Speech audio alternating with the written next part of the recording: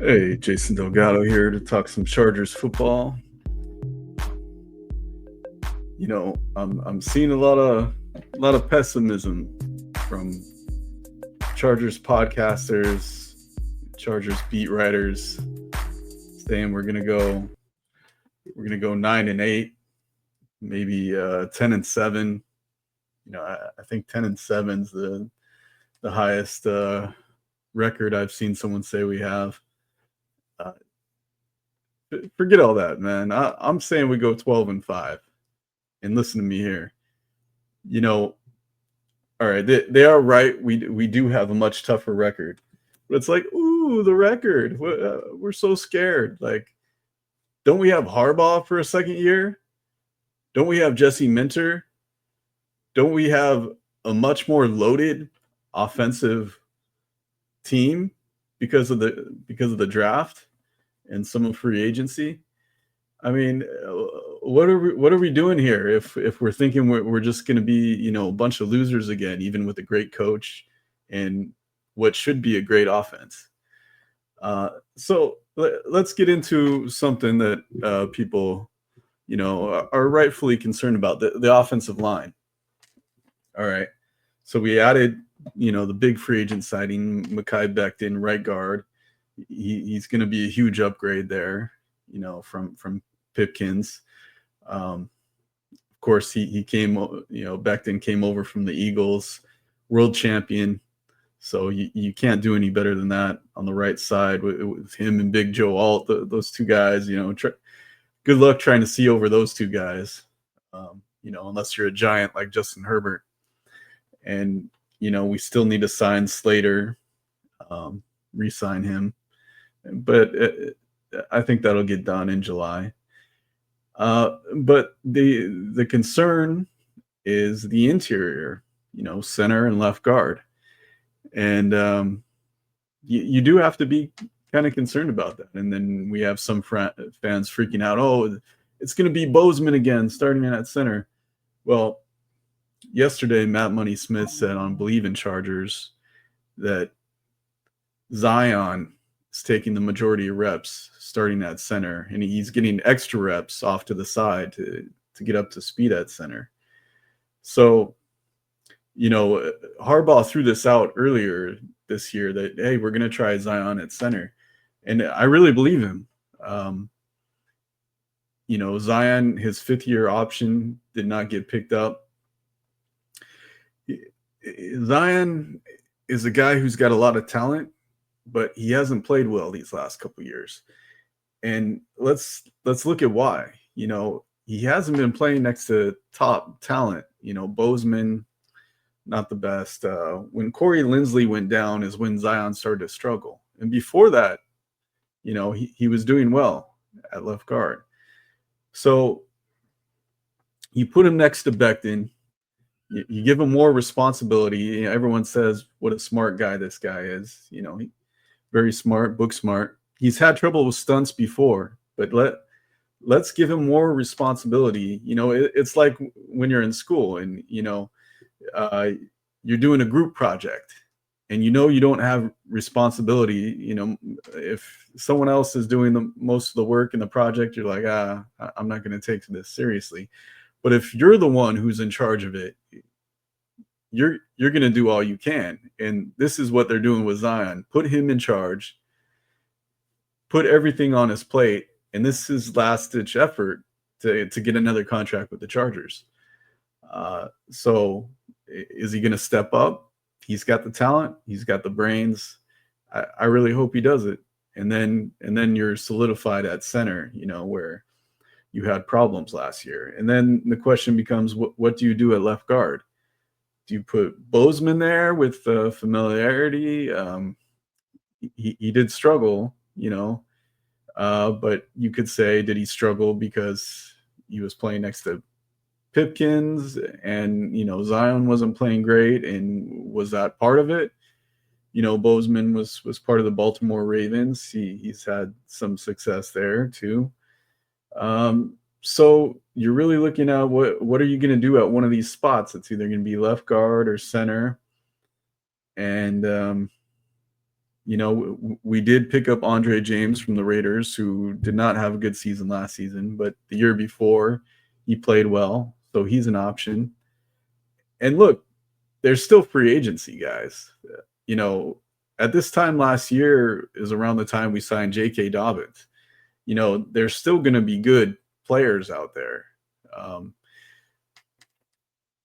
People think it's just the trash. That J.K. Dobbins is out there right now. I don't know how he's still a free agent, but there are going to be other guys that get cut by June 1st, which is coming up in a few days here.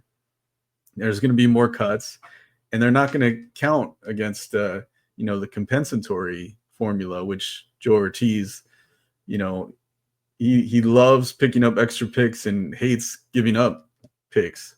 So he's going to be signing more guys. We saw that last year. He's signing guys year round.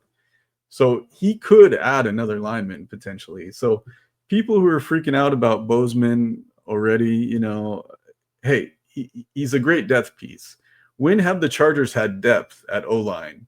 When someone went down, it was Storm Norton. It was a turnstile there at the position. And I get it. People aren't high on Bozeman. He was still a starter in this league. So having him as a backup or having some of the other guys, Pipkins as a backup, you're going to have injuries in this league.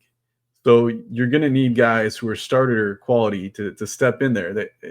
They may not be top level, but to have a guy, the depth like we have now at every position, we've never had that under Tom Telesco. So the depth, having another year under Harbaugh and these coaches, having, when you look at the draft and you see the vision that the staff has for this team when they add a guy like Omarion Hampton, who can be explosive and punish teams with a hard style, that the Chargers want to run. And you have Najee Harris, who, will always get you 4 yards in a 1,000-yard season every year, dependable, who may not have the explosiveness as Omarion, but that's a great 1-2 punch, man. We saw the game against the Steelers last year where Najee Harris alone pretty much beat us. It was pretty even in every other facet of the game. And Harris, you could see he wore our defense down, a number one ranked defense. He wore us down, and by the fourth quarter, his runs had defeated us. We were down. We lost Justin Herbert to injury that game. We lost some of our linemen to injury that game, but it was Harris who beat us. And to have him and Omari in that 1-2 punch, it's going to be huge, guys. And then when you add the wide receivers like Trey Harris, a real X receiver who can stretch the field, you got Mike Williams, Mr. Dependable, who's had so many great moments with Justin Herbert. But if Mike Williams, he didn't look great last season, that could be he was coming off the ACL, a year removed from the injury. He's going to look a lot better. And if he doesn't, you got Trey Harris right there, the young guy who's going to do the same thing and stretch the field, make contested catches. And then you got Lambert Smith, 4'3" guy, speed, stretching the field. And then you picked up tight ends. You got Tyler Conklin, who's Mr. Dependable, may not be super explosive, but he's going to be a definite upgrade because, Hayden Hurst was injured so much last year. So you got Mr. Dependable there. And then you drafted Gadsden the second, Orandi Gadsden, who could be an explosive pass catching tight end. We'll see what he becomes, but he definitely offers that element in the middle of the field that we didn't have before. It may be hard for him to get reps at first because he's not the typical blocking tight end that Harbaugh likes, but if you need offense, Herbert's got weapons all over the field now, guys. So to say that we're only going to win 9 games, to take a step back, even though we're playing tougher teams. I I don't see it, man. I'm optimistic. Yeah, the most worrying thing is the offensive line, but I have faith in these coaches. You may not completely fix the problem in one off season. You think about how hard it is to get O linemen to, teams do not just give up great O linemen like that. There could be some that are salary cap hits, that teams have to get to cut. Um, so we'll see what they do. And, you know, also losing Puna forward, there were people worried about the interior of our defense. We've added other guys, in last year too. We had Eboigbe is said to have put on 20 pounds of muscle and looks great. And he could be huge, and we have depth there now with Hand and with the other guys that we've added there. So I'm not worried about the D line. Our coaches have shown we can coach up guys who the league didn't believe in, like Puna Ford, like Tierra Tart, who's still there. And the same with our secondary. We had rookies playing back there. We had guys like Fulton who teams didn't want, and we coached them up. And that's what we're going to do with the new guys in the secondary. So I'm excited about this year. Yeah, we're not a super team, but you don't need to be with Harbaugh and this staff.